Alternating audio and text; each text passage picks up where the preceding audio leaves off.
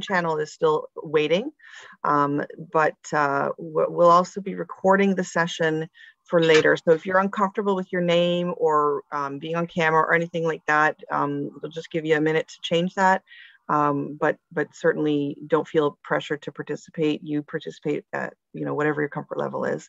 And Sophia, you've got a slot live streaming, super. I would definitely be having fun with the name if I was not on camera today. Absolutely. Oh gosh. All right. So thanks for everyone's patience as we got going there. I think before we got booted out, I was just explaining a couple of things about Zoom. So let me just go through those super quickly. I know I have different options, but it is a little different than Teams and Google Meet. You can clearly see at the bottom the mute, and obviously, if we're speaking, if you can keep yourself muted, and then the video, if you want to be on or off video at your convenience and comfort level, that's completely fine. If you want to change your name, you can just click on, what does it look like from there? It's the three dots. So on your own little panel, if you put your cursor onto it, there should be three little dots. I've changed my name from Marion McLaughlin to Marion A.U. Scott with my pronouns on it as well. Perfect. So if anybody who wants to do that, please do. The chat is also enabled. And right now, we have it accessible so that you can communicate with everyone in the meeting. If there was something that you wanted to share with everybody, like you would in a regular Google Meet or Teams. But we also have the option, if you wanted to send something just to, for example, one of the hosts here, or even to one of the other participants, I think they can even reach out. And then reactions are kind of a neat little thing. We'll sort of get started, but during the session, if you have questions or comments, participate in your own way. If you use mouth speak, by all means, you can raise your hand, or there are the emojis there, as well as the chat box if you want to use that. So let's see. And then anything else I'm missing? We've already mentioned about the recording. We've mentioned about we're live streaming. Anything else from either you, Marion, or Sophia? Not that I can think of offhand. Okay, good stuff. And I know I'm going to let you to start the session if that's okay. Oh, you need me to share again? The screen? You can't see my screen now because I got booted out, right? Are you a co-host? I think so, yeah. Yes. It's okay. I'm going to let you, I'm going to have to boot it back up again. So just, thank you. Okay, so while you do that, and welcome everybody. I'll introduce myself. Apologies for that wee bit of a mishap. I'm Sophia Akbar, based in a wee town called Falkirk in central Scotland. I am a late diagnosed maths teacher, mum of 2 neurodivergents and 1 neurotypical. I love all things maths. I also love teaching neurodivergence, because it just happens to be that I'm a magnet for those kind of people, aren't I? I absolutely love teaching kids who are neurodivergent. It doesn't take me long to realize that they are, and I automatically go into I completely unmask, actually, with these of all the pupils that I now teach, because I've thankfully now become more comfortable with my own identity. So short time that we have today, I would like you to go away with feeling that you know a bit more of how you can help the people in front of you, whether you know that they're autistic or not. And that's me for now. I'm also CEO of Al-Masar, which means Path to Progression, which I co-founded 7 odd years ago, and also director of Limitless Learners, with the whole point of being just empowering young people and their families to reach their potential. I'll pass it off to Marion. Hi, so my name is Marion McLaughlin. I am the CEO at Autism Understanding Scotland, which is one of the autistic-led charities that we have here in Scotland. I am also late diagnosed autistic, same as Sophia, and I'm a former primary school teacher. So before my wee autistic little one was born, I spent quite a long time working in primary schools. And in Scotland, I was teaching everything from nursery through to primary 7, so just before they head off to high school, and all the stages in between. But since my little one was so much more fun, I decided I was going to stay home, look after him, and then transitioned into the third sector completely by accident after that. But we do an awful lot of work with our local education authority, and with the other education authorities that are quite close by us as well. Just last night, we were doing some training for teachers on how to support autistic children who are eloping from the classroom, so running out of the classroom as well. We've got more planned coming up, looking at autistic communication, looking at autism and sex education, and all sorts of other fun things that we have on the way. Currently in Aberdeen, we are running a competition for schools to see who can come up with a fantastic poster all about autistic acceptance. And currently we've got quite a few schools around about our local city that are beavering away on that quite quickly. So that's my credentials. That's where I've come from as well. And I'm just really excited to have any opportunity to talk about autism in education. Do you want me to introduce myself too? Yeah. I guess I should. Lots of people that are here know me, but I know we are live streaming. So I'm Karen Tim. My pronouns are she, her.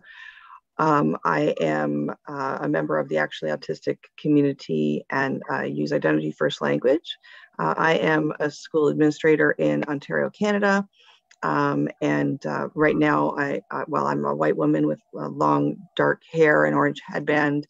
My screen behind me is black, and I have the rainbow infinity symbol in the top, I guess it's the top right corner, with the Neurodiversity Infinity network of educators.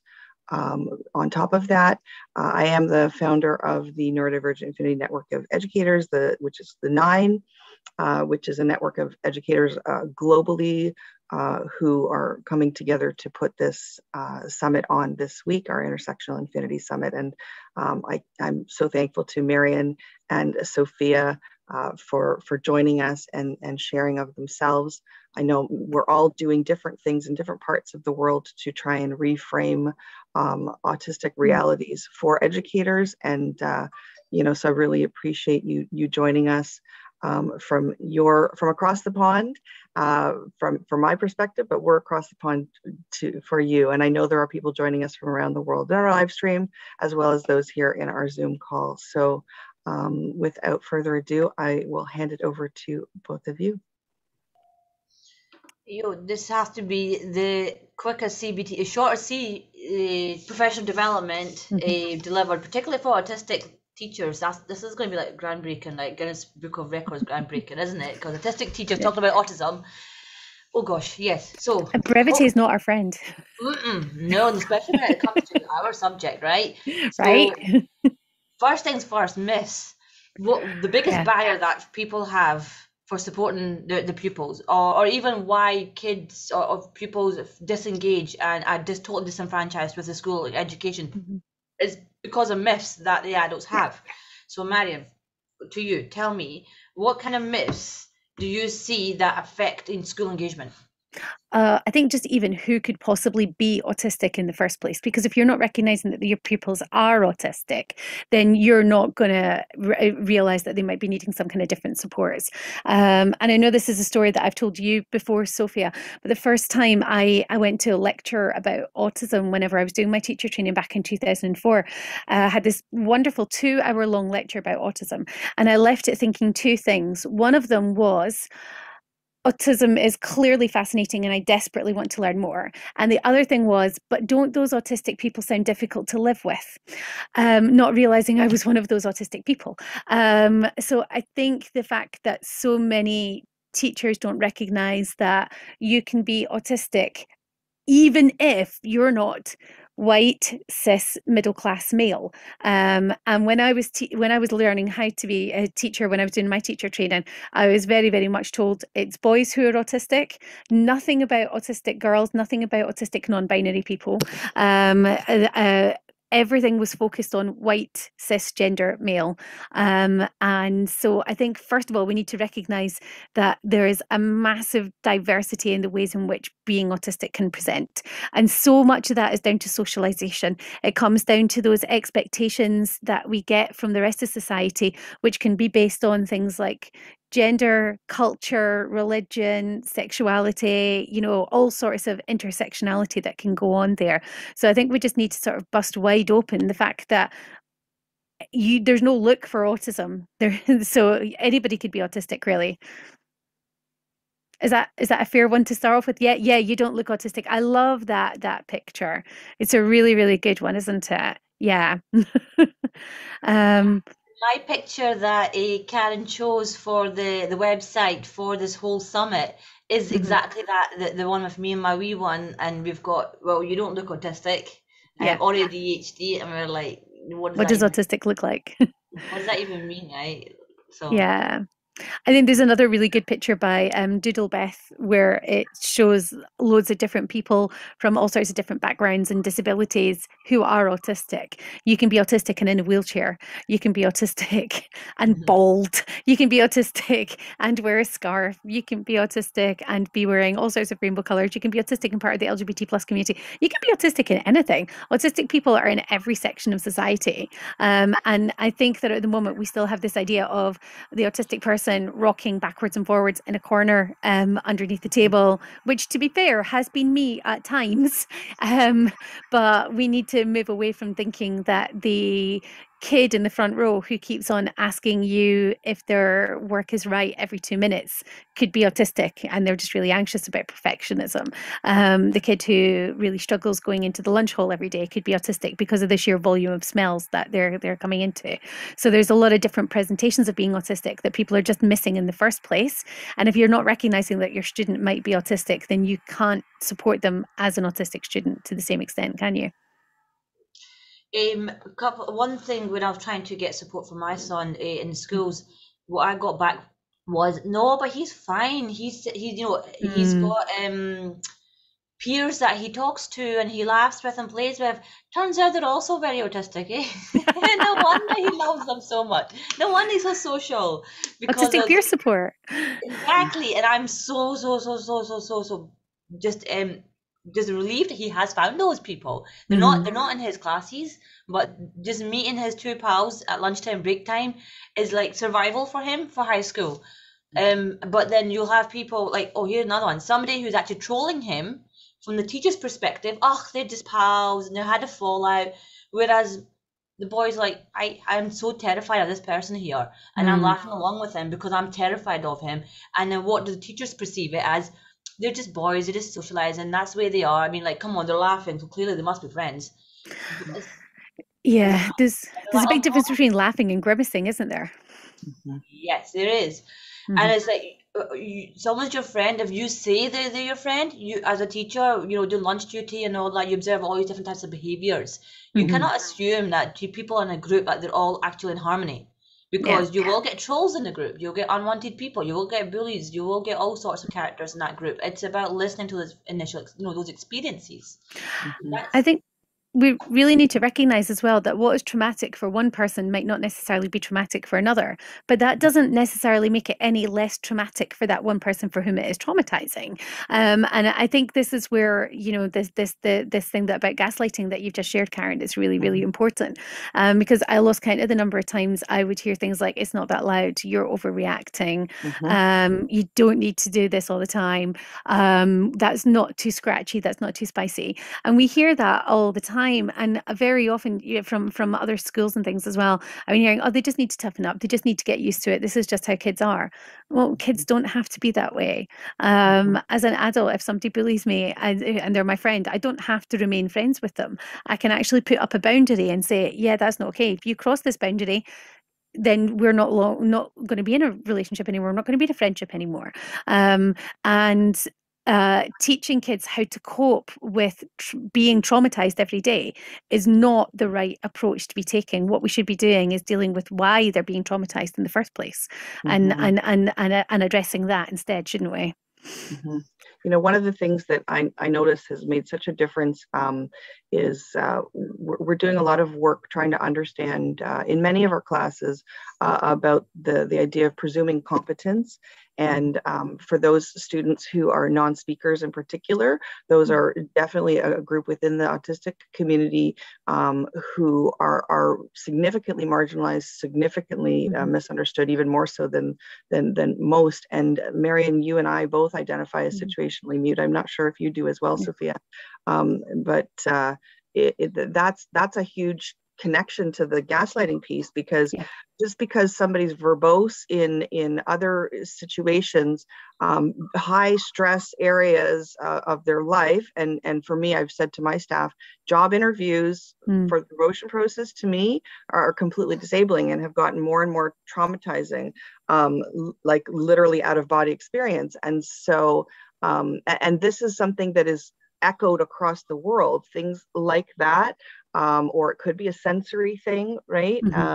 But whatever it is, we have to acknowledge that it's, when we think of those old functioning labels, which never really existed, just because somebody seems to be what they would have considered a high functioning autistic, because they use mouth speak and they have a job and all of those things, it doesn't mean that they're like that all of the time. And there are a lot of strategies that we can do to build safe and inclusive spaces in our classrooms when we normalize the things that are seen to be abnormal, because it's how we frame it, right? Well, one of the things that we created at our organization is an environmental sensory checklist for people to be able to use to see if the environment is actually going to suit the autistic person. And we largely started it because I was looking for some support for my son when he was in primary 1. And I wanted to get an environmental checklist or a sensory checklist that was written by autistic people that really reflected the autistic experience. And I couldn't find one. And I found lots that were created by non-autistic people, and some of them were quite good, but all of them missed out some fundamental experiences of what it's like to be autistic. So our organization created our own one. And it was initially meant to be used for schools, but we had so many people in tertiary education, we had so many people in workplaces, and even parents at home saying, can you give me one that I can use for my house to make sure that this environment is going to work for them? So we adjusted it recently so that it can be for any environment at all, and we really want people to be using it in tandem with the sensory profile documents that we created as well, because so many autistic people don't understand that whenever we're talking about our sensory profile, we're not just talking about the sensory stuff that creates problems for us, like the hum from the computer, the flickering light, these things that can be really difficult. We also have sensory bliss. Right? We also have really, really good reactions to some positive sensory input. And we can also learn how to do some sensory integration so that we can get some good positive sensory input that can help us deal with difficult sensory input at times when there's nothing that they can do about that.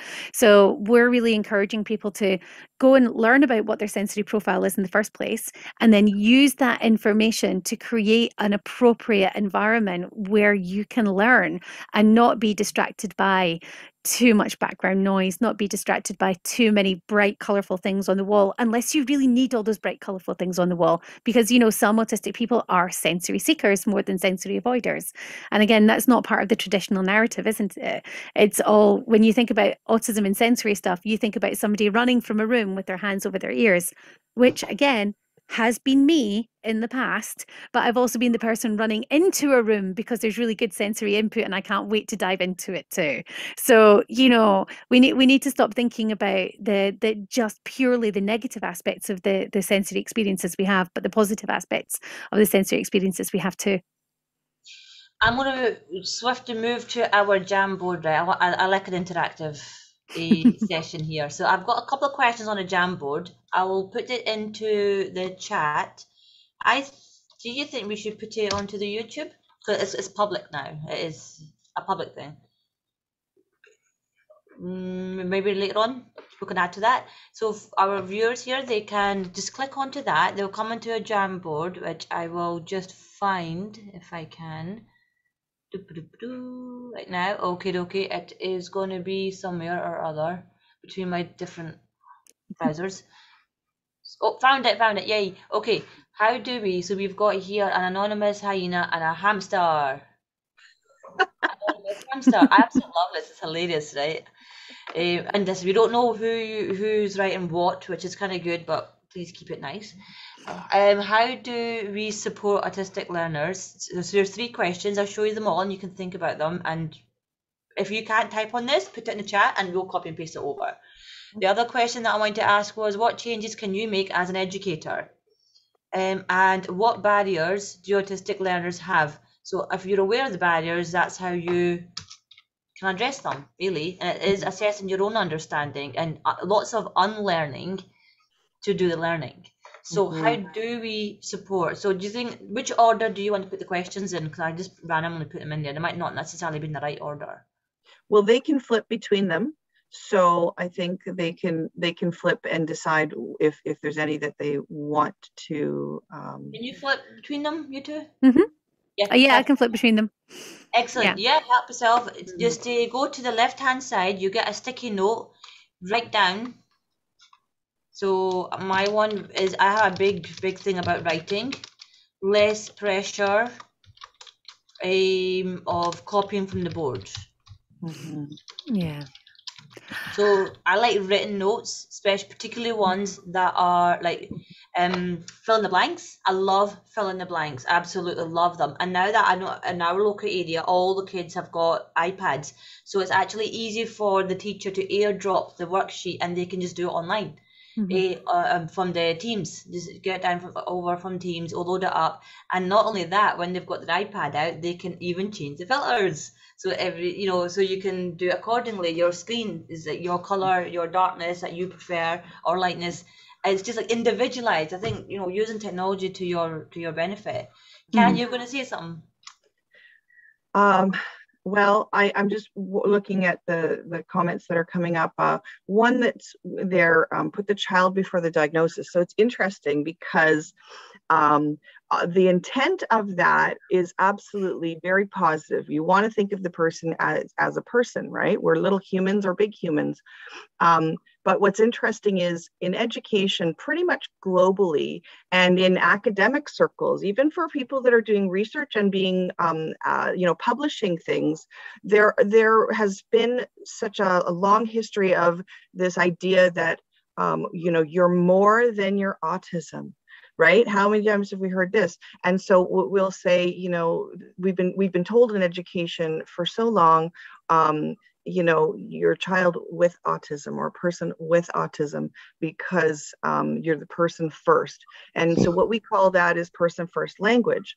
But the move actually over the last, more than a decade really, and gaining lots of momentum certainly over the last 2 to 3 years, is for identity first language, which is why when I introduce myself, I will say, I'm a member of the autistic community. I use identity first language because to understand what it is to be autistic is to realize that it's not a trait that's beside us.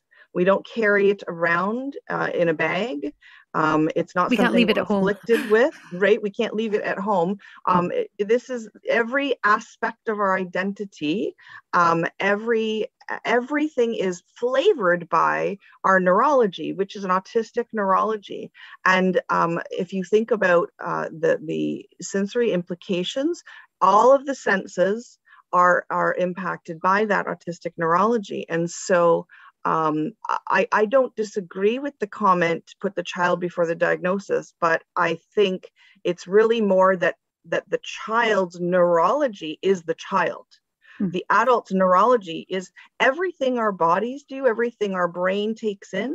That is an autistic way of processing, living, experiencing the world. And so that's why so many of us are pushing for identity first language. We defer to the individual's preference, of course, but most of us prefer that now.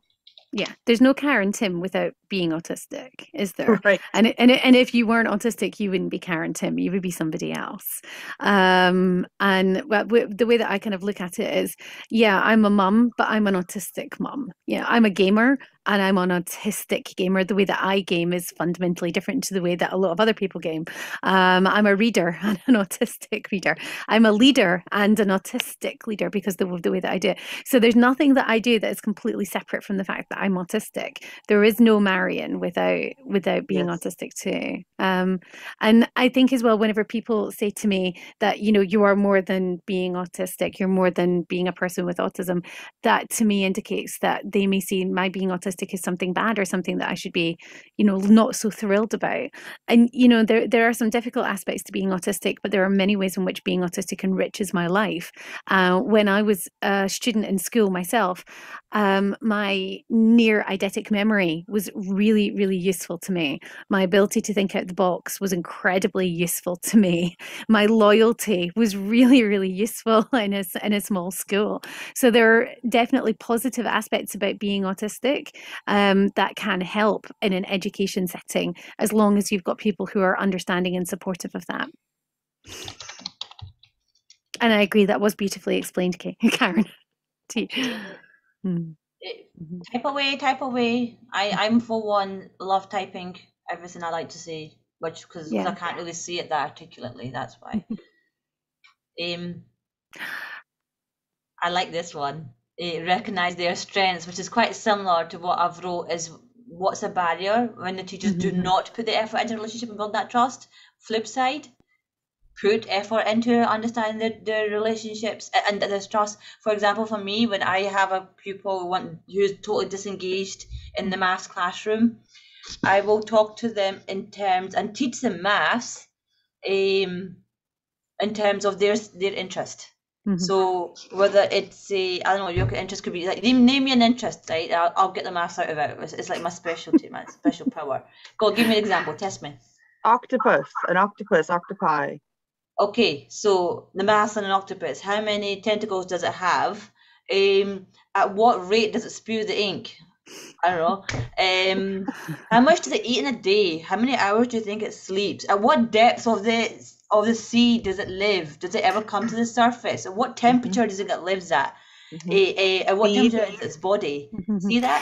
How quickly do they camouflage? Because some of them are really good at camouflaging as well. Oh yes, there you go. Give me another one. Size and the size of them and how far they move and how the speed at which they move. All those stupid questions about the trains, 2 trains traveling. Make it 2 octopi, for goodness sake, right? Yeah. Pilot. Now we wants to be a pilot. Dude knows everything about piloting. I don't know what's a hangar. I didn't even know what a hangar was. Dude told me what a hangar was. Yeah. The mass of it, speed, distance, time. Come on, right? What else? What else do you know to get your pilot's license and safety? And there's so much you could learn. You know, in Finland, why is it that the world's #1 like education system? Is because they are in topic based. So you don't isolate and compartmentalize every topic. You say, here's a topic, and you take the English, the maths, the art, the science, the tech. Every aspect of curriculum can be taught through one topic, which is why primary schools are brilliant for that. But when it comes to our secondary schools, I'm a big fan of IDL, interdisciplinary learning. I'm a massive fan of it because you can just pick one bit of interest and you can just pull it apart of so many different aspects. It's limitless. Hence limitless learners, right? Because it is absolutely limitless, and you speak to different people with different interests. So not everyone will be really good at art, but they might be very good at science. They might not be very good at talking to people, but they'd be very good at tech, so they could do digital content.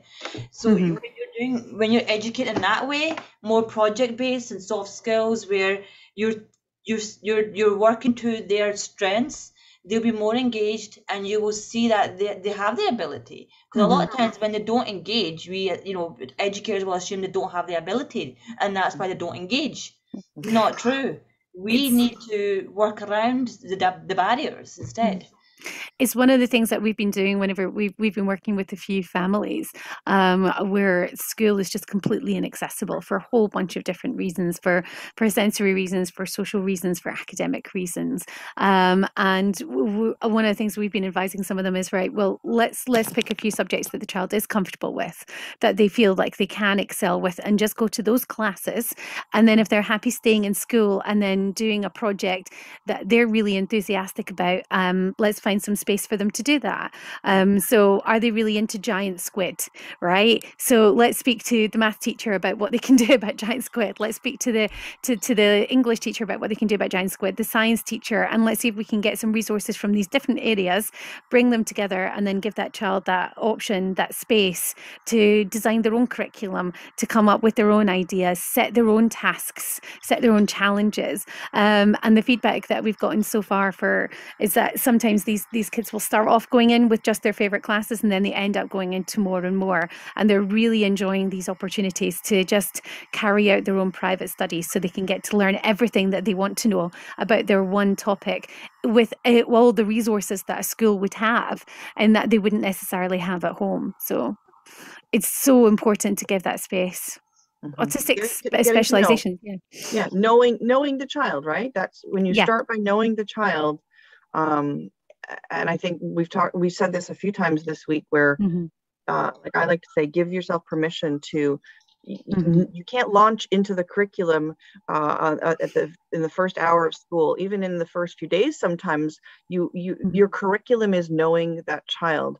And when transitions and things happen, you may need to get to know what the new things are that are impacting the learning environment, right? Yeah, definitely. And the more you understand the child, the more you can make those adjustments. So that's why I popped in the environmental, the list for the environmental checklist and the sensory profile into the Jamboard as well, for anybody who wants to get access to it too. Brilliant. The one of the post notes refers to learning to recognize stressor cues. I spend a lot of time reminding people about the double empathy problem. I don't know if either of you want to speak to that, because that is really fundamental to right? We've got a wee video, a little video of that actually, of me and Marion just demonstrating what double empathy would look like actually. I was given permission we could share it a bit later, because we don't have much time now. Yeah, we'd be delighted to. I think the double empathy thing for us here in Scotland is really exciting, because we had the research by Catherine Crompton a couple of years ago, having a look at the impact of the double empathy. So for those who aren't aware, was it 2011? Damien Milton posited that when we're thinking about autistic communication, traditionally people have been thinking about autism in terms of deficits. So autistic people are deficit in social communication skills. And if there's a breakdown in communication between an autistic person and a non-autistic person, it's because of the autistic person and their deficits. Well, Damien Milton said, actually, hang on, let's wait a second here. Communication is a two-way street, and both sides are communicating with each other. So, we can't just think about it as being the autistic person's fault. And Catherine Crompton, a few years ago, designed an experiment, which Sophie is just having a wee look for just now. And in that experiment, they were taking 3 groups of people, an all autistic group, an all non-autistic group, and a mixed neurotype group. And in you would expect, given traditional thinking, that the all non-autistic group would do brilliantly, the mixed autistic group would be okay, and then the all autistic group would really kind of struggle. Is this the one? Have you found it? Not quite. Each group was put into a chain where they gave information to the first person in the chain, and then they had to share it on and on and on and on. And then they got to the end of the chain, and they went and decided how well the other person had picked up the information, how well they'd communicated it between each other. The all non-autistic group did fine. They did really well. They communicated really effectively with each other. The autistic, non-autistic group did pretty badly. Everything kind of fell down, and there was a real lack of rapport between the people, and the information really wasn't cascaded very well to each other. And if that was the fault of the autistic people, then you would again expect the all non-autistic group to do really badly. But in fact, the all autistic group did as well. In fact, ever so slightly better than the all non-autistic group, because we were really effective at communicating with each other. We really cared about those details and sharing and passing them on. And the upshot of this is that, yeah, autistic people are great at communicating. And what we've done as an organization is we've spent quite a long time looking at the differences between autistic and non-autistic communication. And autistic social skills are real, they're valid, they work brilliantly, they work really, really beautifully, but people don't recognize that they are a thing. And we spend quite a lot of time as an organization, whenever we're doing training in communication, having a look at how non-autistic people actually communicate with each other, because non-autistic people generally have this idea that they're very clear communicators, but whenever we break it down, they're really not in an awful lot of ways. So they'll do things like, oh, has somebody put the kettle on? Whenever what they're really meaning is, can you make me a cup of tea? You know, so, and this sort of thing happens all the time. They'll say, how are you doing today? And they do not want you to answer honestly. They want you to say, yeah, I'm fine, thanks. How are you? Or say something about the weather.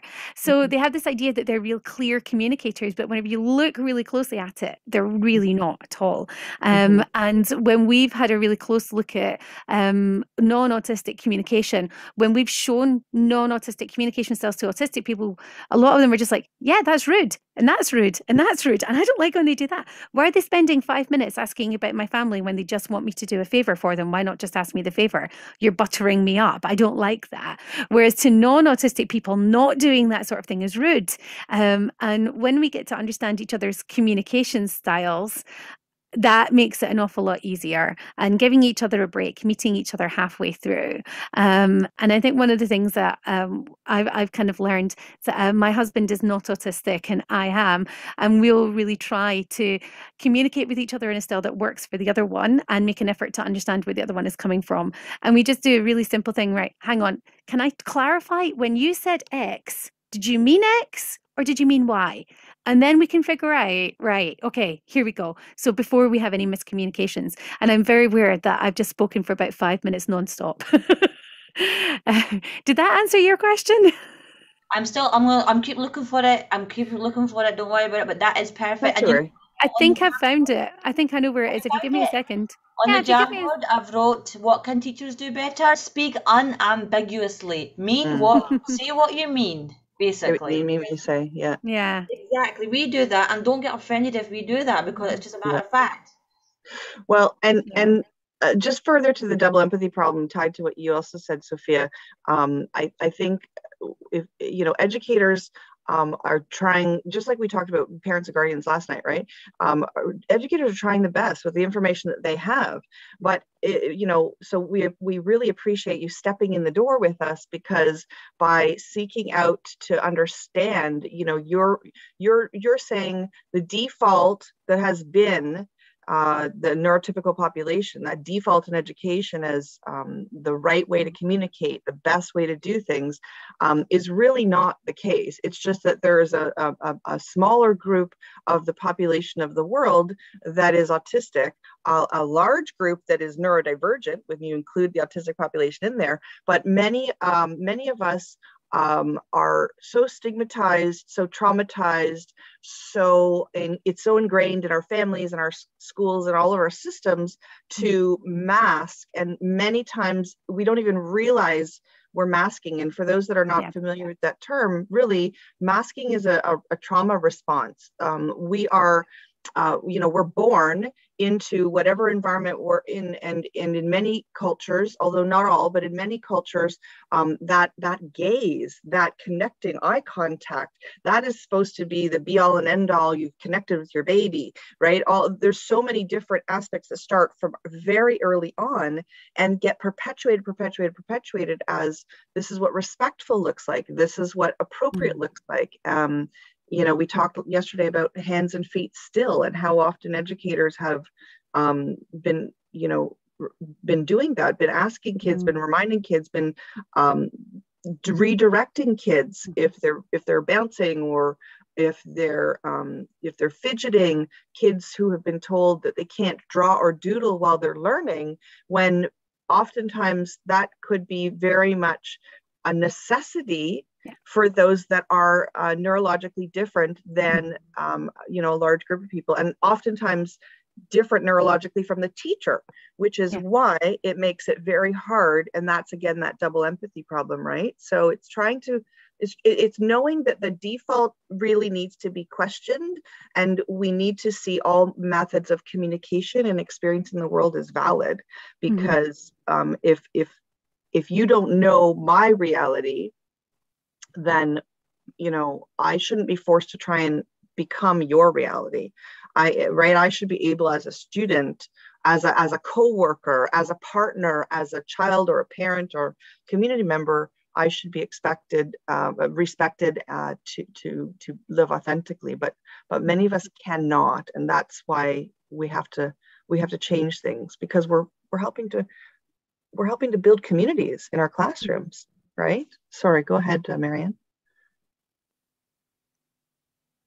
No, I'm just enthusiastically agreeing with you. I think it's really important that we do that, and I think another little link that I've just popped in is this Autistic Not Weird article, which is all 30 translations for people who give you hints, which we found really useful whenever we were writing our communication training, and it's something we're working on with the Scottish Government at the moment. Is some new information about the differences between autistic and non-autistic communication and how to support that. Yeah. Awesome. Sophia, were there any others that you wanted to address there? I'm just looking quickly to see. There's been a few more that have come up. Yeah. We do have someone with their hand up. Oh, sorry. Yeah. I think I've already mentioned it this week, but when the Curious Incident of the Dog in the Nighttime was on the Leaving Cert English, that's the equivalent of A-level or advanced level. The under adult exam level, depending where you are in the world.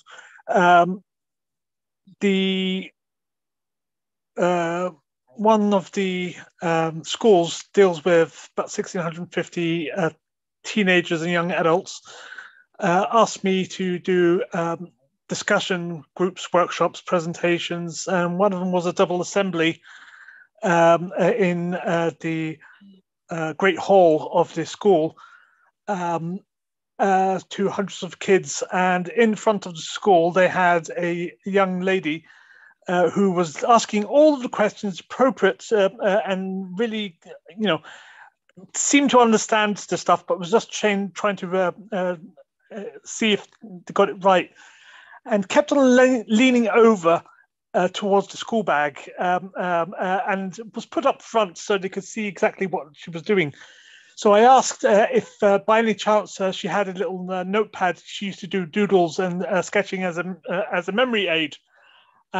He's got you there, somebody shouted from the back. And later in resource class, one of the SNAs and English teachers were asking me why I was asking this.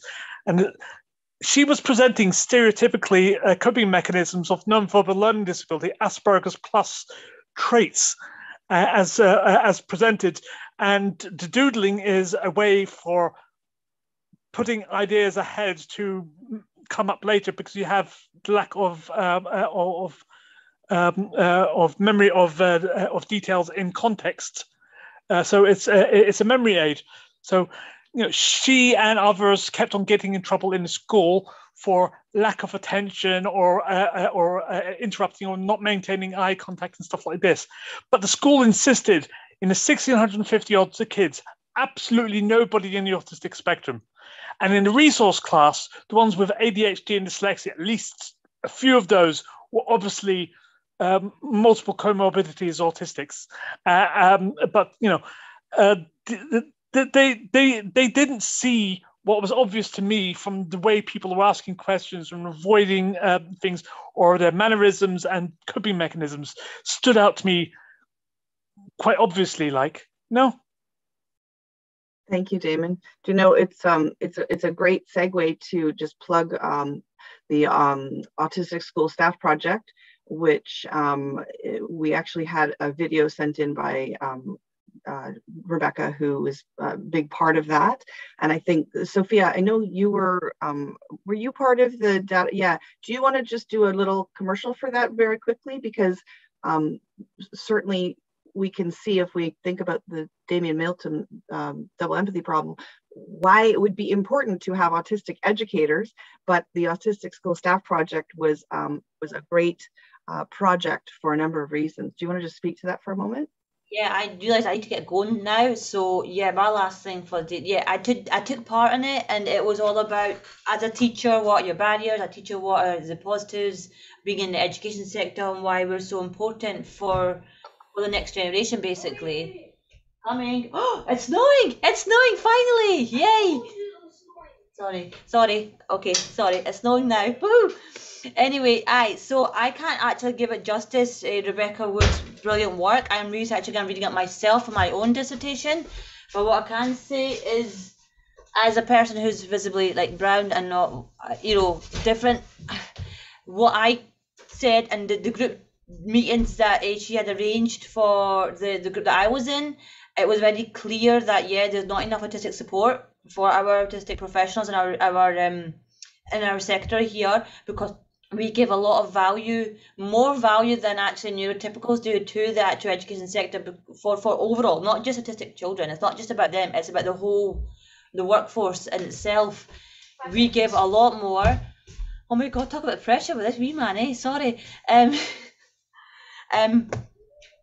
can't talk to this man. I give up. He puts too much pressure on me. And so does the snow. Sorry. Yeah, we'll put a link on there. I probably cannot give it justice to what it deserves. Yep. All I know is that the perspective that I gave as a brown autistic was very, very different to peers that had already spoken in that space that I was in. But the fact that this is the first time we've been asked. Actually, autistic educators are being asked about how we can help actually autistic learners. And for me, that's too late. First of all, this should have happened 20 years ago, a minute before. I'm so thankful it has happened. And I do hope that it is part and parcel of every initial teacher training, because we need to learn from the experiences of autistic teachers who have been autistic learners. Let's not forget that. They grew up, we weren't born autistic teachers. Taking that experience and learning from it to improve our practice. So I highly recommend it, and that's really all I could say about that. And I'm going to have to give you the hosting powers. I relinquish my power. Thank you so much. Thanks, Sophia. We'll see you later on anyway. Appreciate that. I think it's interesting because it's not to say that neurotypical or non-autistic teachers can't be great with autistic students, but they have to be very open and question their biases, because it's not their fault, right? If you are here watching and you are a teacher and you're feeling badly, we don't want you to try to feel badly. We want you to just know, we know that it's not your fault. You're doing the best that you can with what you have, but the systems have been teaching you all along to listen and not even include actually autistic perspectives. And I think that this is where we have to challenge our folks who are seeking to be allies. And I say seeking to be allies because there's a lot of people that will go out there and say, I'm an ally to the autistic community, but they don't actually know what the autistic community needs, wants, or is asking for. And if it's not that hard to find us. So, I was at an organization's professional development session, highly respected in our province, and gave feedback to them about the fact that they have been running these workshops, a large number of workshops, training leaders across the province, and they had no autistic presenters. They had not consulted with any autistic educators or even autistic adults. The only person that was there that had a connection directly was a professor whose child happened to have autism. So the fact that they were using have autism speaks volumes when, you know, how many survey respondents, like 11,000 survey respondents from Chris Pinella's survey that just came out the other day, once again reconfirmed that we prefer identity first language most of the time. In many cases, those of us that are you know, autistic and maybe were diagnosed or not diagnosed. So if PD sessions are being run by the wrong people, and when I say PD, sorry, because it's not the same term in everybody's country, professional development is what we call it, where I am anyway. You know, if we're not listening, then how are we going to learn better and know better to do better, right? Yeah. I think this is what I'm really loving about my local authority at the moment is I do look back at some of the training that I received whenever I was a teacher in autism, and none of it was autistic led at all. And I think that's a huge barrier to me finding out that I was autistic, and the fact that I didn't find out until 4.5 years ago, the fact that I didn't recognize me as autistic had a huge impact on my life. And I'm really loving that our local authority is now working with my organization collaboratively to be producing, well, we call them CPD, continuous professional development. As teachers, we have to do a certain amount of continuous professional development every year, and we've been putting on sessions, and they've all been written by myself and a late diagnosed neurodivergent teacher, and then she and I are delivering these sessions to school members, school staff, members of school staff, so that they can then use that information to go and support themselves in their practices. I've yet to meet another local authority that's working as closely with an autistic-led organisation doing this, who are working closely with autistic teachers. And I think as well, we still have a lot of people still have this idea that we have professionals, that we have parents, and we have autistic people. And I know that you and I, we are autistic and professionals and parents. So whenever you're looking at just autistic people, we're not missing out professionals and parents. We're capturing them and we're getting their lived experience too. And I think that's one of the things that we keep on hearing consistently whenever we are doing these professional development sessions with teaching staff and with PSAs, is that hearing from our lived experiences as young neurodivergent people, our experiences of being in the classroom, our experiences of raising neurodivergence, is really enriching their understanding of what it's like to be autistic. Is helping them to challenge their preconceptions in ways that they never had been able to before. I mean, I'll always remember the teacher who came up to me after spending a day with my son and saying, he's got a really good sense of humor, and being really surprised at that. And I was like, well, yeah, he does. He's my son, of course. But yeah, they'd been told that autistic people don't have a sense of humor. I've had head teachers tell me, well, of course, you're going to find it difficult to understand that sometimes meetings happen on different days, you know, and this is me with the same qualifications as them, with a lot of the same professional experience, but they still really just don't understand because they're still holding on to all of these preconceptions, these really damaging notions. So the more we get autistic-led training, autistic-led professional development, the better we're going to be at busting these myths, moving away from that damaging narrative, and actually really properly exploring what it means to be an autistic student in your classroom and what we can do to enrich their lives and improve their lives and offer them equity and justice whenever it comes to getting learning opportunities. So well said. Thank you. I'm just looking and seeing a few other ideas here. I know that we want to move into our next session, which it will be in the same Zoom link. So some people that are here are, I think, kind of in both the first session and this second session, where we're going to be looking at, it's actually a good segue. One of the comments, give options to communicate learning. So maybe drawing a picture, writing a sentence, using Mo to like voice, text to voice, you know, things like, you know, when we're trying to collect data on how a child is learning, a lot of educators, I think we struggle to collect that data when it's not being provided to us in ways that we've been taught to collect. And I know we've talked about universal design for learning and providing a variety of options, but it goes back to knowing what's the language of the child. And I'm not talking a dialect or a language from a country, right? Or a culture or what have you. I'm talking, are they a mouth speaker? Are they situationally mute? Are they someone who, like our friend Aiden Lee, who's doing his session tonight, who did not speak until he was, several years old and communicated first through painting? And we have phenomenally autistic Ayanna Davis, who in her podcast I was listening to last night, we're launching in, I want to say tomorrow or Friday. She was very much like Aiden, trying to figure out how to communicate best. And I think art and creating and that was very pivotal to communication.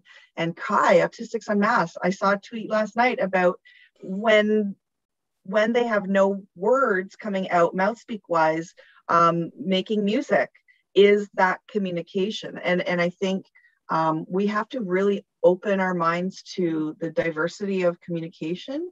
And it's hard because we're challenging our educators to try and learn all these different languages, but sometimes other ways of communicating come from allowing exploration of these pathways, right?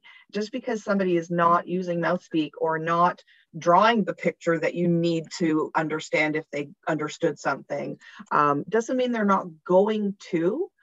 In some cases, it could just be that you need to let them. I mean, there's that term from the Maori, right? The takiwatenga.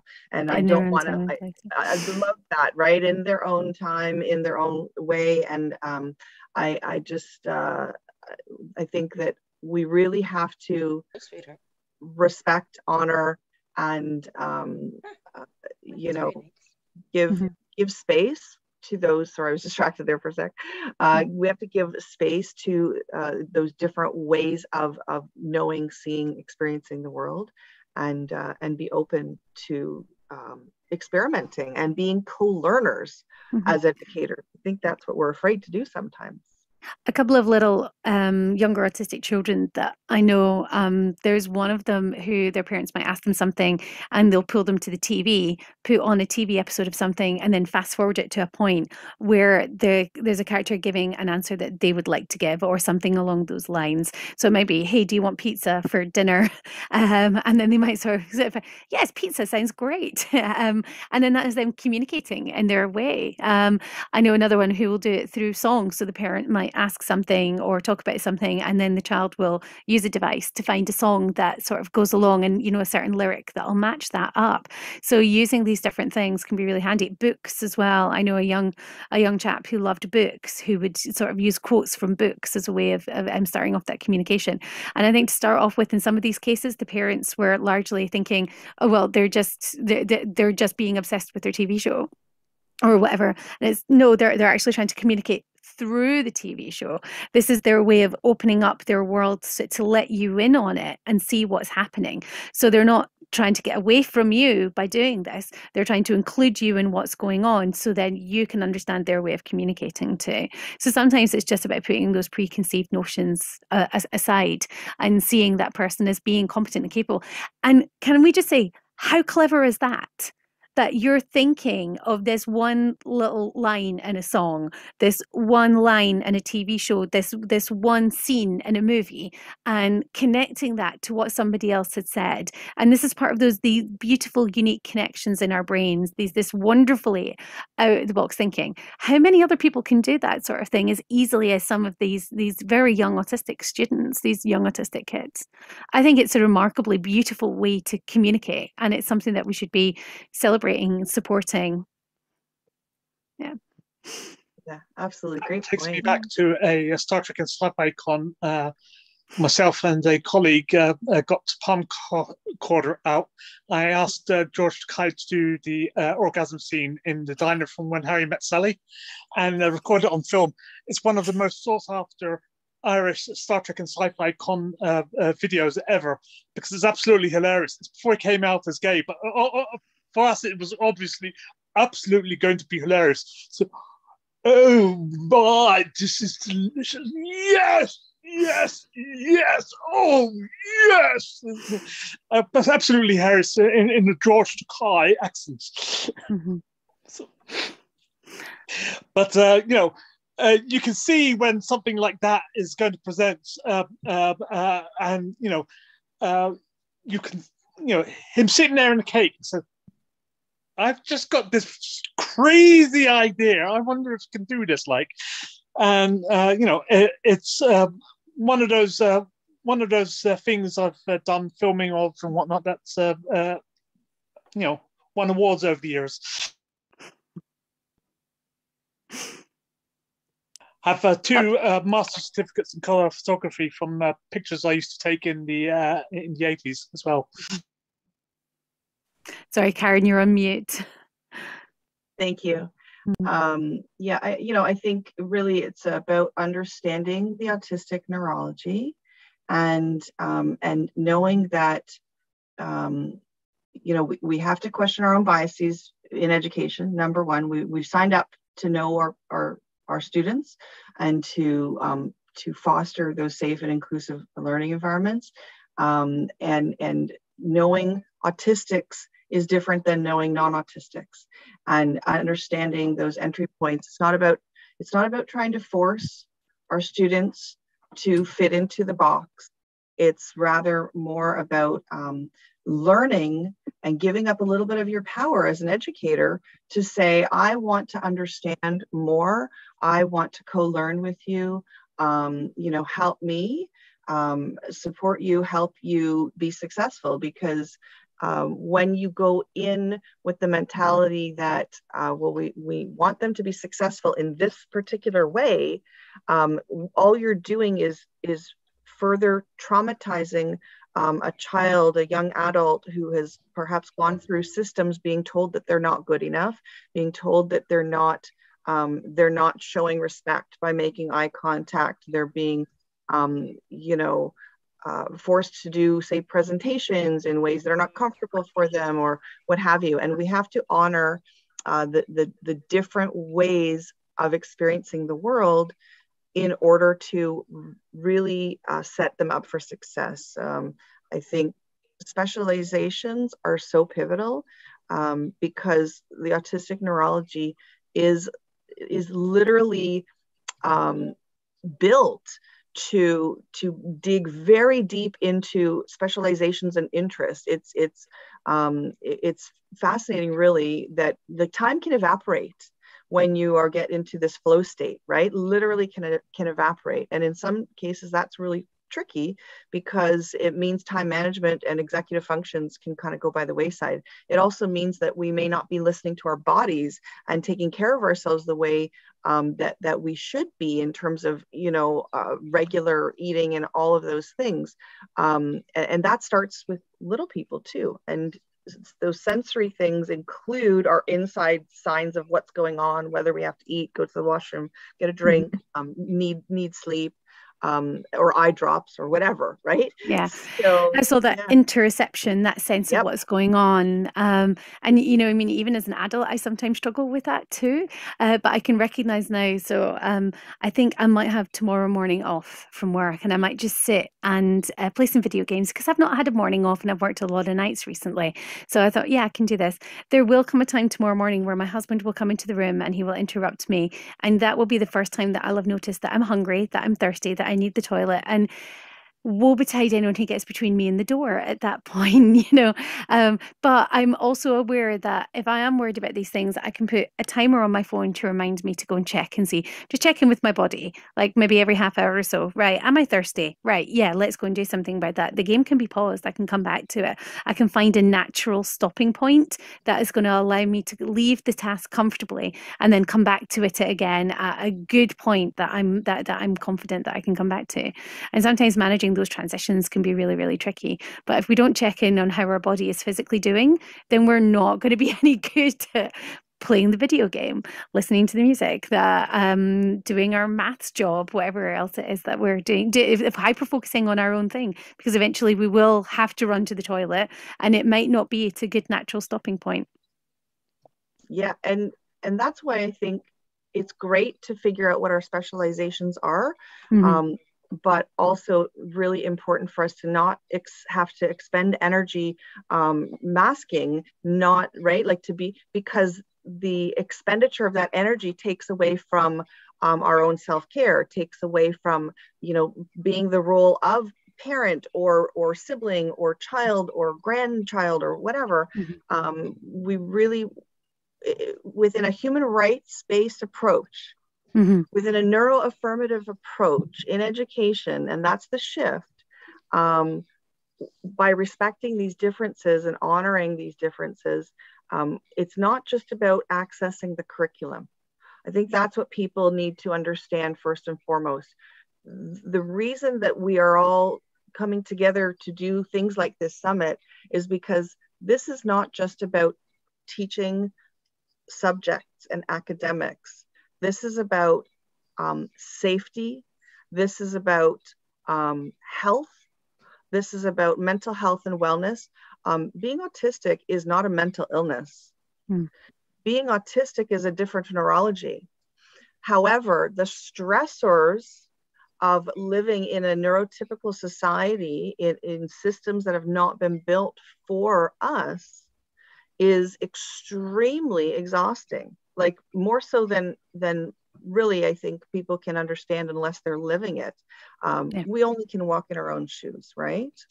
So yeah, go ahead, Marion. No, I was just going to say that before I found out that I was autistic, before it twigged with me that I was autistic, I would hear people talking about their autistic lived experiences, and I would think, oh my God, they get so overwhelmed by things. I can't even imagine what that would be like, because I was thinking from my baseline of being really overwhelmed, and if they were even more overwhelmed than that, how horrific that might have been, and not realizing. And I think that's the problem whenever we don't actually talk about our own sensory experiences, because up until I realized that I was autistic, I never really said to anybody, so when I shake your hand, are you still going to be feeling that touch for 2 hours afterwards? Because I am.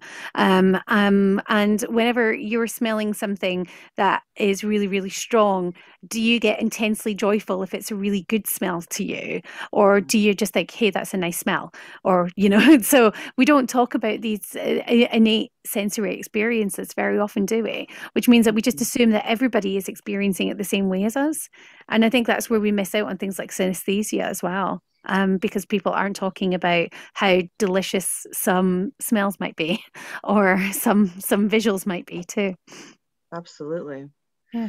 So I know we're past our time a little bit because we had a bit of a tricky start with the tech and the streaming, but rather than stopping the recording and stopping the live stream, I think we can just continue going. I have been letting people into the waiting room, and certainly, Marion, if you would like to stay and can stay, I'd love for you to stay, but if you can't, that's okay too.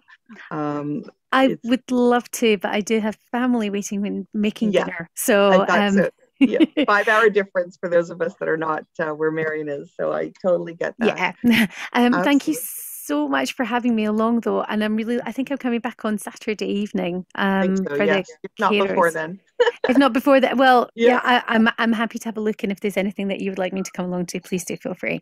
Tomorrow evening, for anyone who isn't already busy, we are doing a webinar on autistic acceptance, which you can sign up to on our website, which I popped into the chat and I popped into the Jamboard.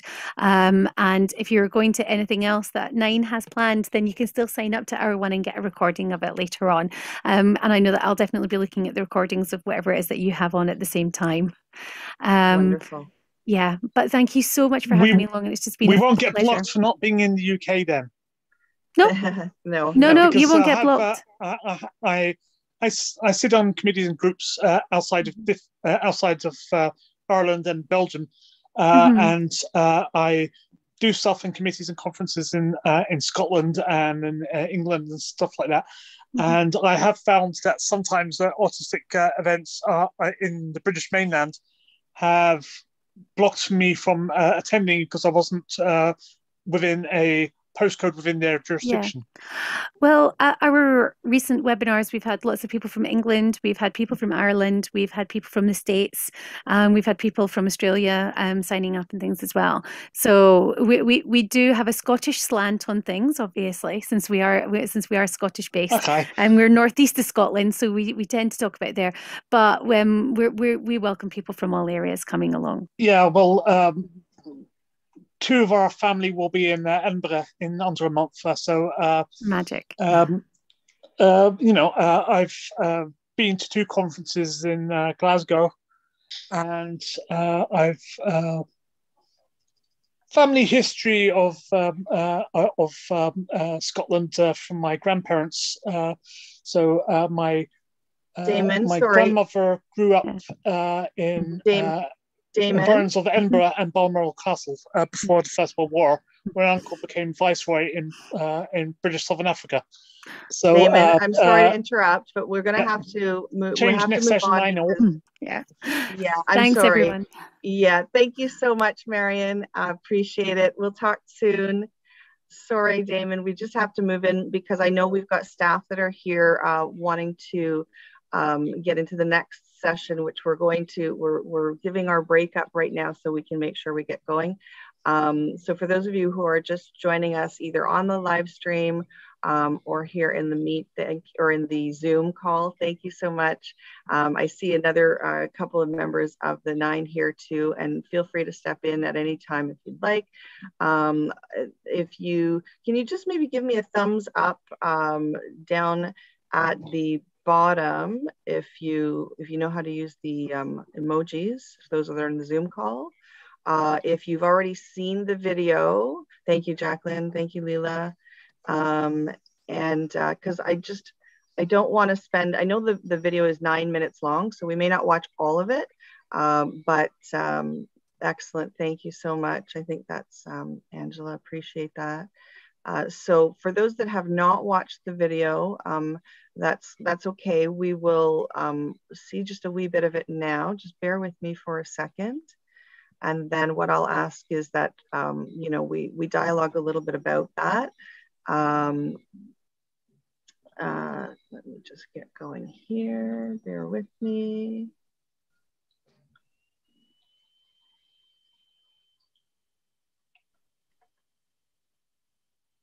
Thanks for your patience.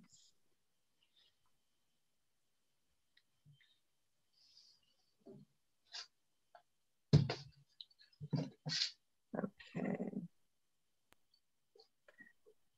All right. So, and I can see the live stream on too, which is kind of distracting, but that's okay. Jacqueline, do you mind just unmuting for a sec, just to confirm you can see my full screen? Because I can't see everybody right now. Yes, I can do that. Perfect. Thank you so much. So for the time being, we'll just watch this, and I'll probably stop it midway through if we can, so we can get into the dialogue, because I know some of you are heading back in about 20-ish minutes. So welcome again, and we're continuing our dialogue with educators and those who are not educators, understanding how we can be better allies and advocates, connecting with the autistic community and understanding perspectives. And the perspective of non-speakers is one that certainly, although I identify as situationally mute, I certainly don't have the lived experiences of someone who is a full-time AAC user, who is a non-speaking autistic. And in many cases, there are autistics who they may have the physical capability to use mouth speak, but additional factors, and we won't get into the medical and sensory piece right now, but there are many barriers and many reasons why mouth speak is frequently not something that is able to be used by those who identify as a non-speaker. So Jay is here. Jay is an admin for the Facebook page Ask Me I'm an AAC User, which if you are an educator, I highly recommend checking it out. They did win an award last year from the Autistic Self-Advocacy Network for their fantastic work. They have a 24-hour rule. You submit questions rather, from your perspective as a non-AAC user, trying to understand, right? Seeking to understand, to dig deeper into realities that are not yours, in the hope that you can support others and understand where they're coming from, and so it's a really rich place for dialogue. The 24-hour rule I mentioned, I should make sure I mention that, is so that AAC users have the option to respond first to the dialogue, because really that's where the lived experience is, right? So thank you again for being here. I will start this, and then we'll connect in just a few minutes. And hi, Karen, do you know we're still on YouTube Live? Yeah, that's okay. Okay, did you make a new YouTube Live? No, it's okay, because we can, rather than start it over. What do you think, Sophia? Because it's a different topic. Does it make sense? Why, what would be the benefit of starting a new one? New topic. So then viewers will know from the Educators one, which was a workshop, this one? It's up to you. It's up to you. I mean, I think the people that are here are educators as well, but I don't know who's in the live stream. So if you want to start it, what we can, have folks timestamp it, so we can see at this time this workshop finished, and then from this sure. I'm going to switch off for now, and I'll let you carry on. And bye bye. Are you stopping and starting it again? Nope. You're the host. It's all yours. Okay, but I can't live stream it. Remember? Okay, in that case, I'll just keep it. That's what I was thinking, to keep it going. Yeah. Okay. Yeah, that's okay. And I'll edit it after, because we have the recording, right? And so for those who have just joined us as well, just an awareness that we are recording the session so that we can utilize any of this for PD in segments, in whole or parts. So just want to make sure everyone is aware of that. Okay, so Sophia, you're not sticking around then, is that right? No, I'm tutoring right now. So... I thought so. Yeah, you're multitasking. Okay, no, thanks so much.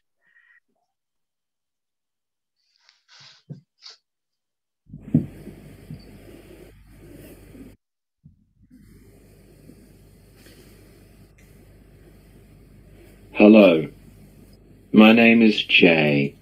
I am 42 years old. There are a lot of words that can be put behind my name. Cerebral palsy, Tourette syndrome, autistic, queer, non-binary, Latin, stubborn, awesome. The list goes on. But a big one that affects my life is intellectual disability. A lot of people don't include me in their discussions, or they make huge assumptions about me. I live alone with 3 dogs, 4 cats, a snake and a fish.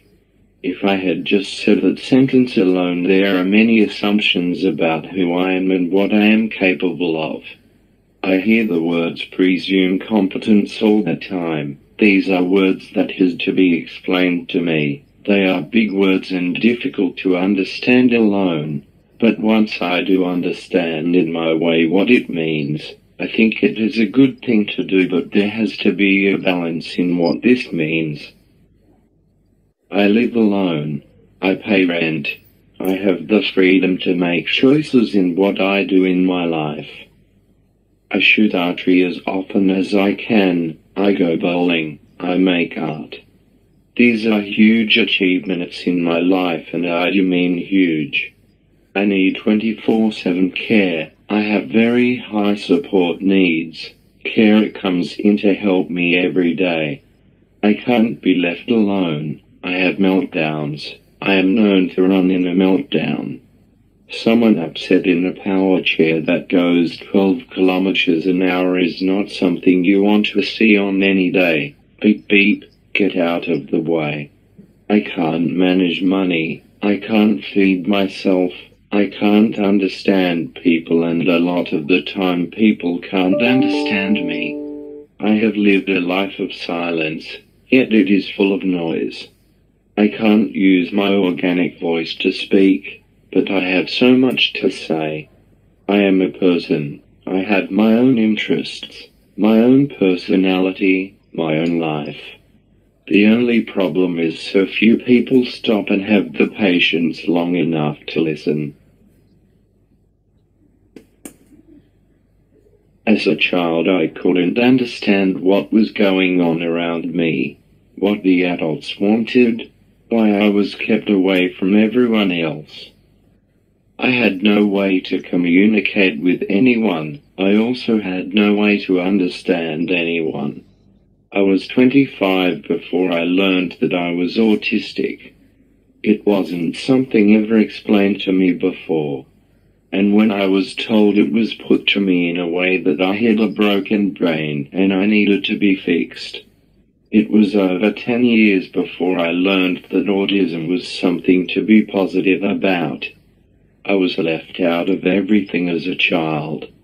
At school I was locked away. I was put in the dark any time I had a meltdown. There were no attempts to help me or see me as valuable. I was already put into a category before my life began. I had an intellectual disability, so it was assumed that I couldn't learn, I couldn't contribute. I was a lost cause, so nobody cared or bothered. Why waste resources on me when others could make something of their lives? The assumption was that I would never learn, I would never have a life, I would never communicate. It is only in the last few years that things have changed for me. I don't know where I would be if things were different as a child. I do know they were wrong. Maybe I can't understand numbers or words.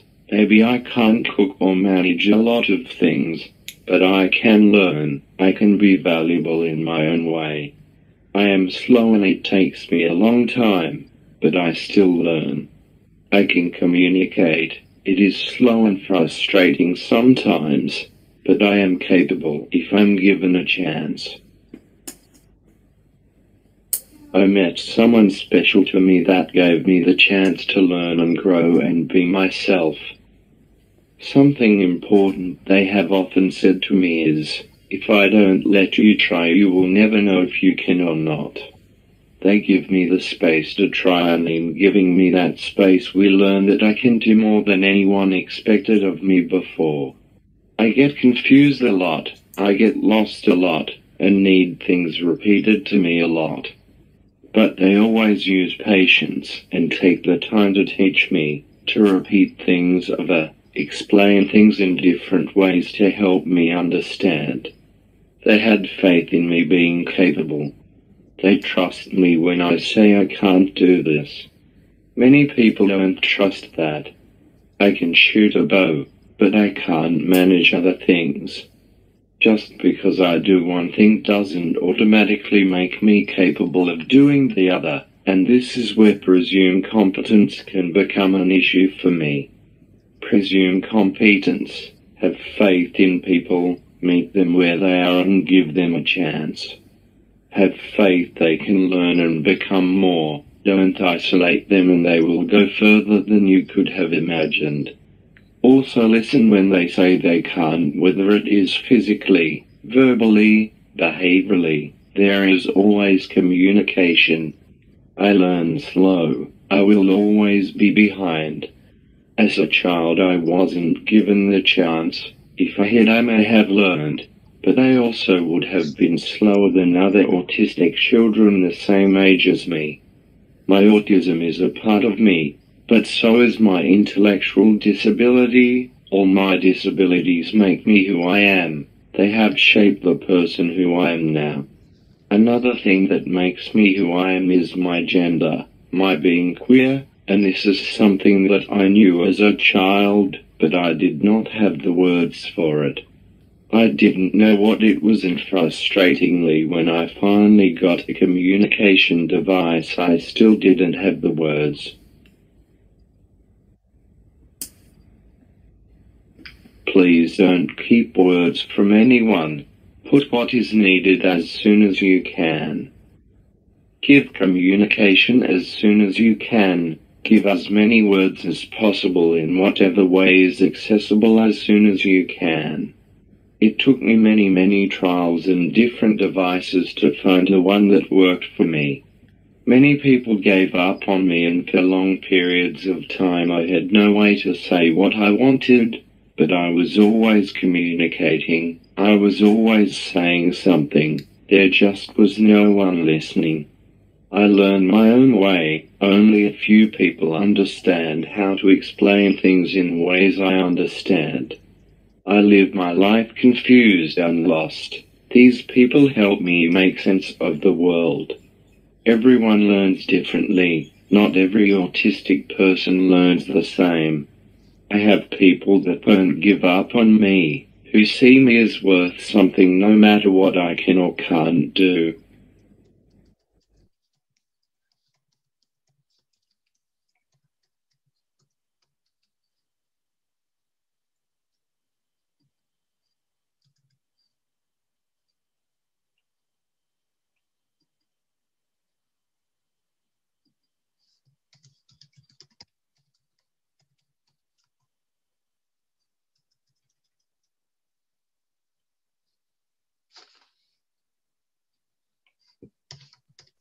So I just wanted to pause it there. I'm taking a tiny camera break just for a couple of minutes here. I wondered if anybody wanted to share either in the chat or you may raise a hand. I want to be cognizant of the fact that there are some educators here who maybe haven't had a chance to participate yet, either in the Jamboard or otherwise.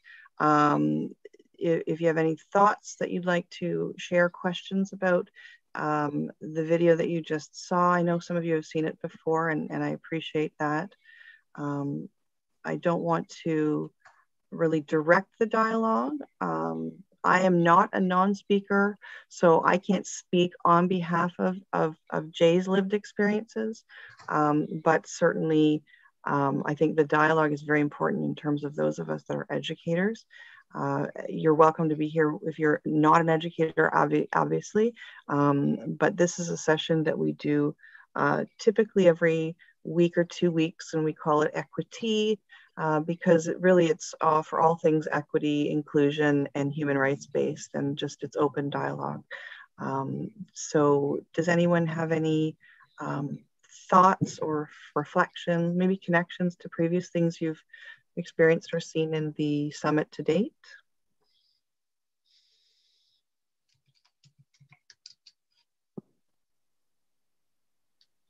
And Telly, I know you're not muted right now. I'm not sure if you were wanting to participate. Don't want to put you on the spot though.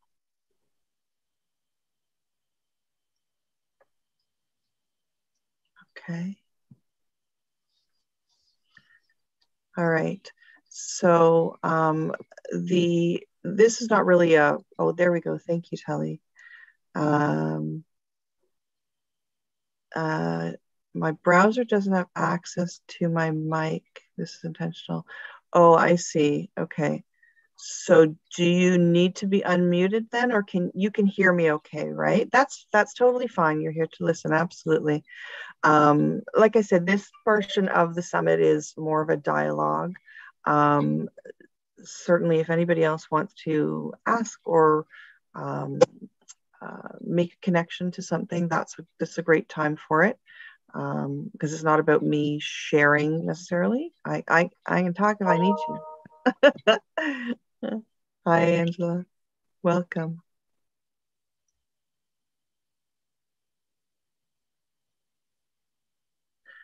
It was a very active group. Thank you, Leela. So Leela's just saying, as an educator, I'm frustrated that the students do not have access to AAC devices more readily, and that there is a huge deal of red tape to get one approved. Yeah.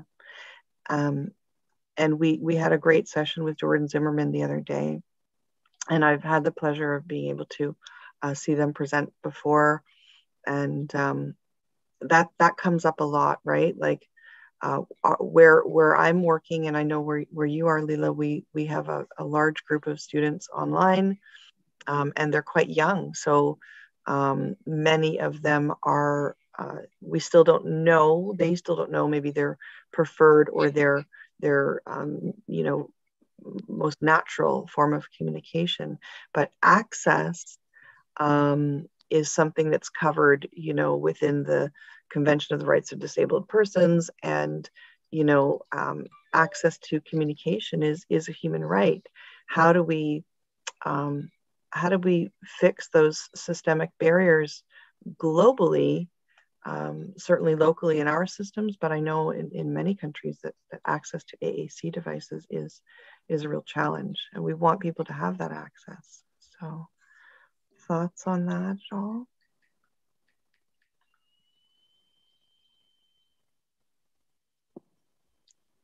This is the quietest session we have had so far. We're all just sitting in here reflecting.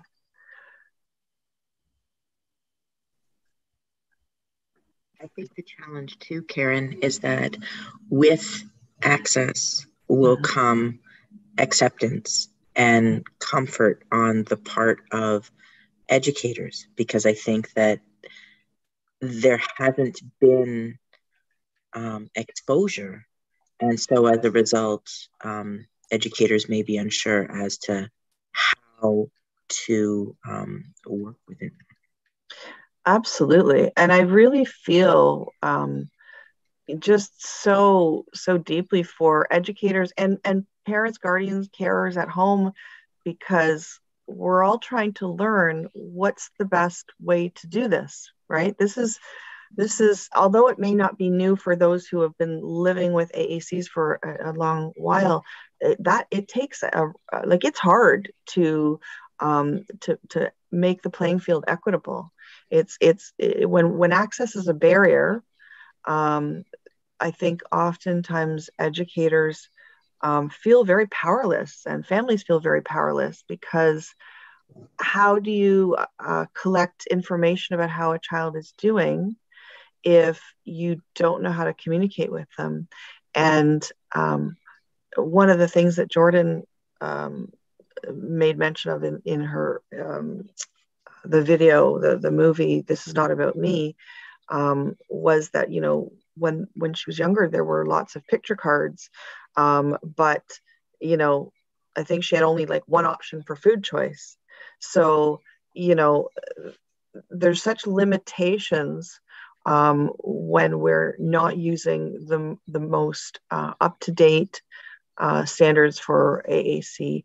And for those of you that are not familiar with AAC, it's alternative and augmentative communication, and it can include things, like specialized apps on iPads, alternative devices that are strictly for communication, and they may not even connect with the internet. Some that are app-based, and getting to know how to use them is training in itself. You have to really learn which ones are most user-friendly. But again, where I am, we have a large number of 6 and 7-year-olds, many of whom are still learning to read. And so there's that other barrier, right?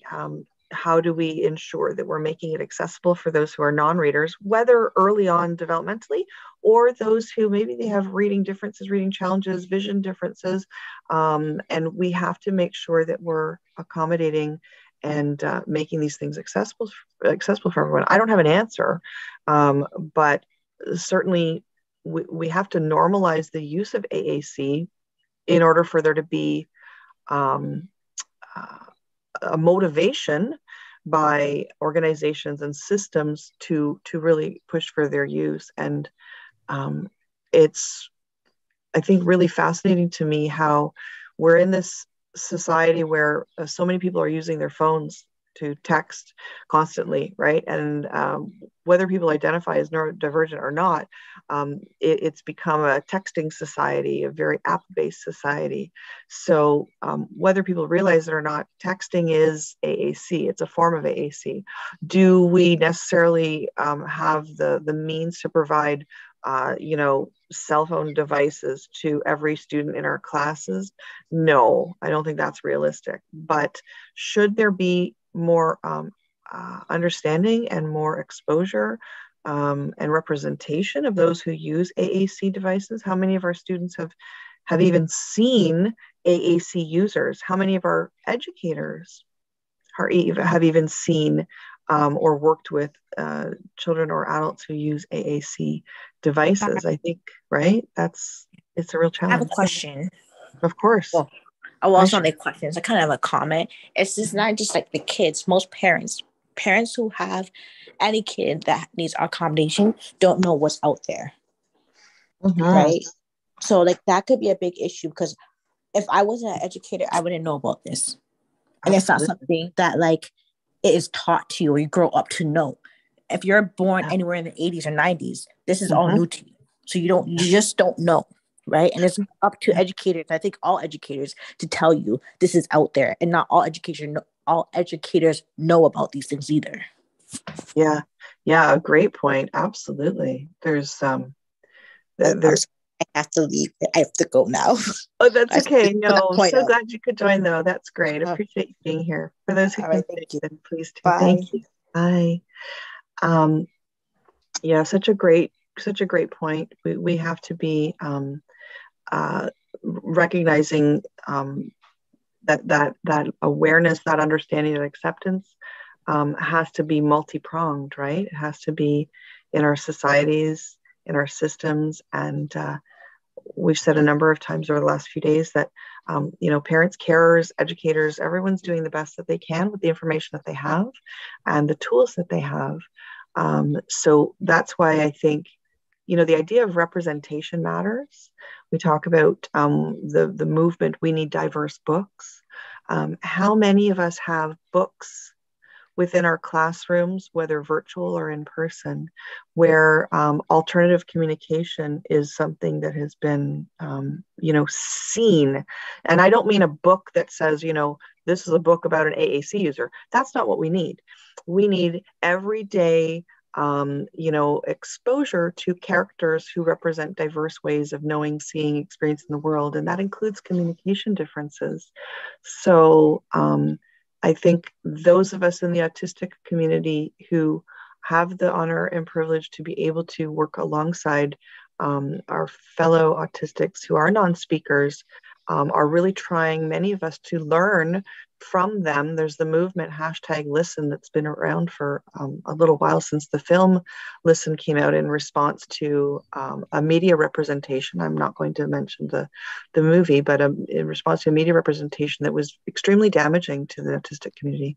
And our non-speakers, many, were very concerned about how this person was being represented. And the fact that they were not being played by an autistic person, which again is a whole other layer. But representation when it's inauthentic, representation when it is damaging, right? Whose story are we telling? And what are we doing when we're perpetuating in pictures, in media, in stories, in our understanding as a society that there are non-speakers. All right, welcome from lunch, everyone. Hopefully, I think Miss Vincent was going back into her class there, and that's okay. Any other thoughts? I see a few people from within our school board, but also from without. Thoughts, comments, either in the chat. I don't have my partner here with me, so it's hard for me to check on the live stream, but any other ideas? I think everyone's reflecting on the video.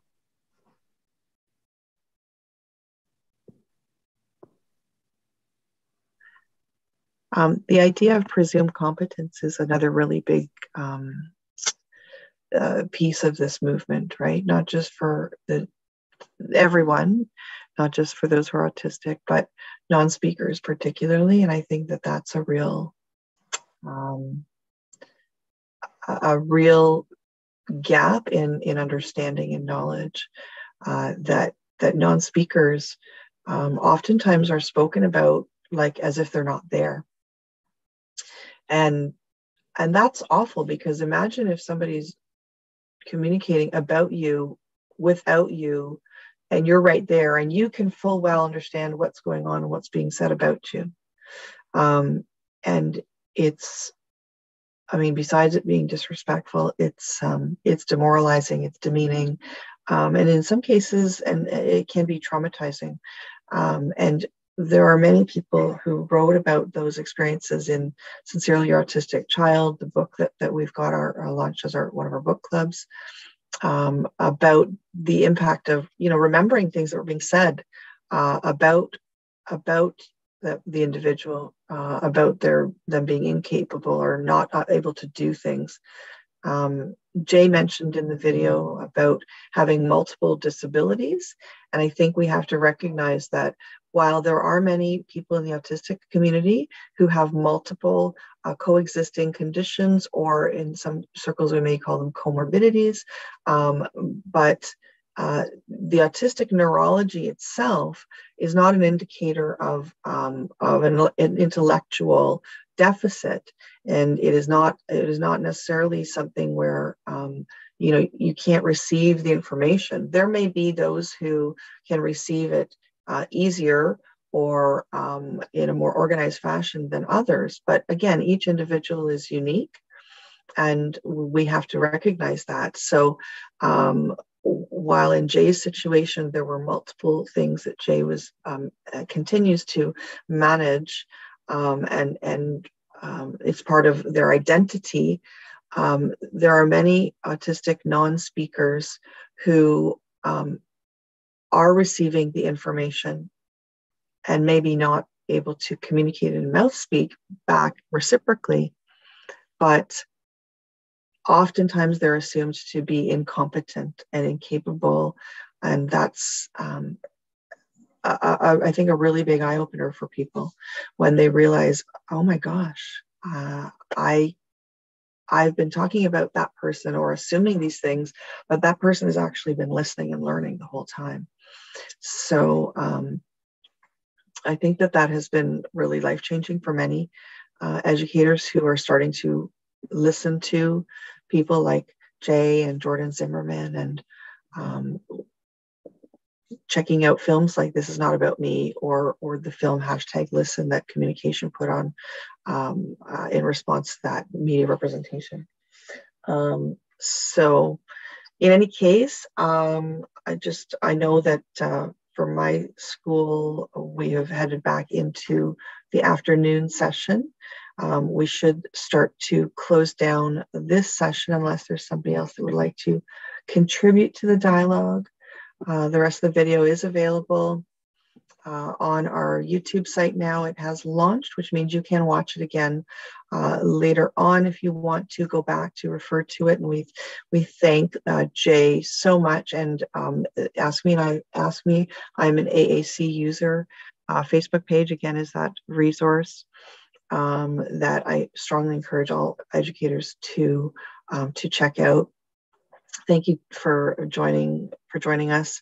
And it was a little bit of a peaceful conversation. That's okay, because we're in the middle of the day for many of us, and some of us have been going quite late depending on time zones. So with that said, we hope to see you again later on today.